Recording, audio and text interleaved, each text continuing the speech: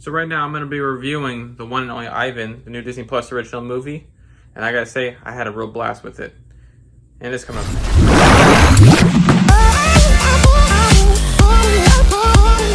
The one and only Ivan is based on a best-selling book that was inspired by a famous article about Ivan, who is this gorilla that lived 27 of his years in this small circus and ultimately learns the ability to draw and shows his intelligence and ultimately gets freed, and I've never read the book, and so after watching this movie I really want to read it for myself, because it's funny because they said the first lines you see from Ivan in this movie is actually how the book starts, and I thought that was really cool.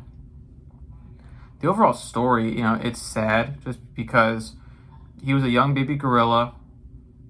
His dad's killed by poachers. He's rescued by Mac, who's played by Bryan Cranston. And he raises Ivan, kind of gives him like free range around the house and stuff. And he's like, tearing crap up, like couches and stuff. And then he decides, hey, how about I start a circus? Oh, in a mall. And Ivan ultimately just grows up there, and along with these other animals that are kept there for an amount of time that he was there. And it's really sad, but again, the ultimate happy ending, he gets freed and he ends up living in a zoo in Atlanta that, it must be big, because that space when he first walks in there and then they kind of do like almost like a drone shot where it's like they're showing you how big it is. It's like, my gosh, like you could almost probably feel like you're in Africa, basically, or whatever country like these animals come from. Well, obviously gorillas come from Africa.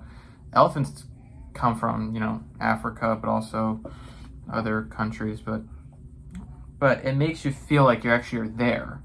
And I'm like, that's amazing. Like any zoo that has so much space and can make these animals really feel like they are home and have the free range to run around and swing and sit on trees and everything.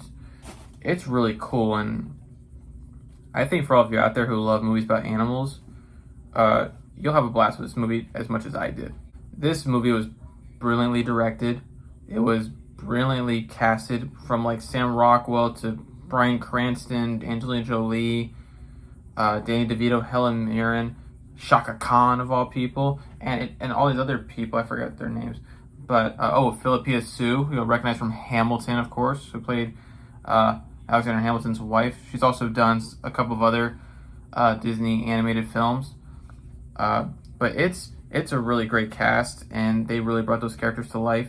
Because remember, this book, it was inspired by Ivan's true story, but it's a fantasy version of that. Obviously that's why they're talking animals, and it was really cool, and just the interactions and everything. Because I watched the behind the scenes recently of this movie, and a lot of the actors actually got to play off each other in the studio, actually, and I thought that was really cool, because the director said in this virtual press conference that they had with her and the entire cast of the main characters, she talked about how this felt like they were making two different movies.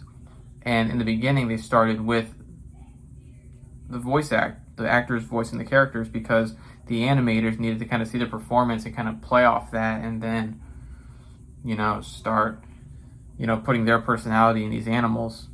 And it was really cool. With Danny DeVito, he just does himself, so you already know what you're getting into, and you know it's going to be funny. Sam Rockwell, brilliant. Angelina Jolie, brilliant. Everybody who voiced the character were brilliant. I just had a blast all around, and it's really like this small circus thing was very interesting, because you're basically just showing off the animals. They're not really doing a lot of brilliant stuff. It's more like just showing them off, like, look what I have here, look at this elephant, and then, oh look, Ivan, and he's like up on this platform thing, just pounding on his chest and stuff. And then there's this bunny voiced by Ronnie Firch, who actually rides a fire truck and is like shooting water at some of the guests. But again, like, it was just brilliant casting all around. and I just had a blast watching their performance. And I just love voiceover. You know, that's something I thought originally I was gonna do. I kind of am doing it in my little movies that I do, but this was like brilliant. Like there are a lot of movies that cast really good actors, and then there are those that cast really brilliant actors to voice the characters. So overall, I just had a blast watching the performance. So there you have it, my review of One and Only Ivan. I know I gotta get better at this reviewing thing, but I hope you like this review of the movie, and I hope that I've inspired you to go watch it. And if not, go watch it anyway. No, you'll have a blast with this movie. Again, there are happy moments, there's sad moments, and then there are funny moments.